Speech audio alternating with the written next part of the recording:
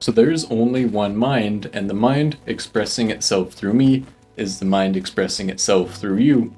And the reason it's so important to understand this, like when you're manifesting or if you want to manifest anything, is because if you don't understand the truth of who you are, you're going to look to outside things to give you what you want. And in my experience, that has kept me stuck for a very long time.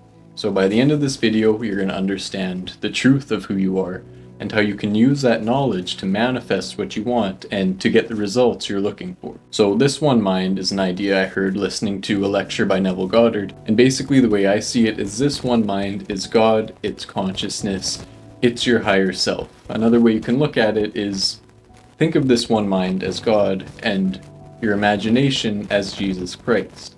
And this one mind is everything, everybody you see, everything you think and feel, all the stars and galaxies out there, everything is this one mind, and our imagination is the filter that it passes through. So when you imagine something, you're changing how reality shows up for you, you're changing how you experience yourself and the world. Because when you look out into the world, even though it seems separate from you, that is you. You see someone walking down the street, that's you. You see a galaxy thousands of light years away, that's you too. We're just experiencing existence, we're experiencing, a small part of what we truly are in a very condensed space and time. And how we experience this very condensed space and time is based on what we imagine. So see someone walking down the street, that's you. Imagine something lovely about them. You see a tree out there, outside your window or going for a walk, recognize it as yourself. And the more you practice this, the more consciously aware you're going to be of how you're using your imagination. And that's all manifesting boils down to, is how are you using your imagination. You can use your imagination to be hard on yourself or hard on the world. You can imagine money scarce and hard to get and only bad people have it. You can imagine men or women are terrible and that you'll never find a good relationship, and then, that's how men or women or anybody's going to show up in your life for you. That filter you've placed on that one mind, on, the experience of all that is just going to be reflected back to you, because on a fundamental level, you are you experiencing yourself. You are the one mind reflecting itself back to itself. And if you want to change that, all you need to do is change what you're imagining. Now on to another reason why this is very important to understand if you're going to manifest anything, because like I mentioned earlier, if you don't understand this, you're going to rely on an external power to do something for you, and external powers don't really exist. We can imagine that they do. If you rely on something outside of you to give you results, they're going to be inconsistent, you're not going to be able to replicate them, and it's going to leave you frustrated. So now that you know why external powers aren't reliable to rely on, I can tell you what they are. Anything external, anything outside of your imagination is an external power. This can look like affirmations, this can look like waiting for the next full moon to manifest, this can look like waiting for planets to get in position. It can look like waiting for angel numbers or signs or even rituals. Now I know that might not be pleasant to hear. It wasn't when I first got it and I resisted it, but the more you dive into this, the more you realize you are the operant power. It's not just something Neville Goddard said because it sounded cool. It's something he said because it's true. Basically, if you rely on external things, you're forsaking yourself. You're selling yourself out and you're selling yourself short.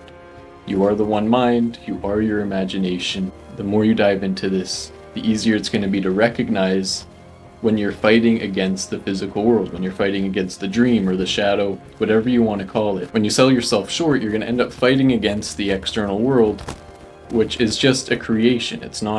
Doesn't create, it doesn't do anything. Your internal experience, your internal state is the deciding factor of all that you experience. Whatever's going on inside of you is going to be reflected. And this doesn't mean you have to feel good all of the time. That's another, common misconception. Now, for example, if feeling good is all it took, you could just watch funny cat videos all day and, all your problems would be solved. But that's not the case. And the same goes for thinking positive. There's studies that have been done that positive affirmations and positive thinking light up the feel-good center of your brain, but so do funny cat videos and gambling and smoking and a million other things, but none of those things manifest. Because even the feel-good centers of your brain are part of the physical world. They're outside of your imagination. Even your subconscious mind is a false god, is not the operant power.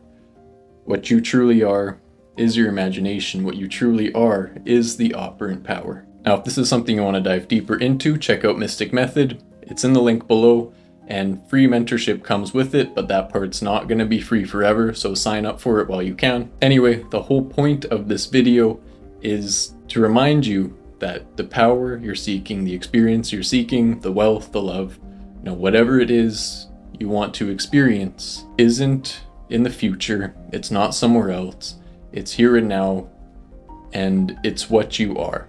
Neville Goddard called desires gifts from God for a reason, because going back to the one mind, what you are, basically your desires are gifts from your higher self, and they're not meant to be things that you wait for. The moment you have a desire, experience it here and now. It is a gift from your higher self, it's a gift from God, and all you need to do to filter it into your reality is simply imagine it's here and now.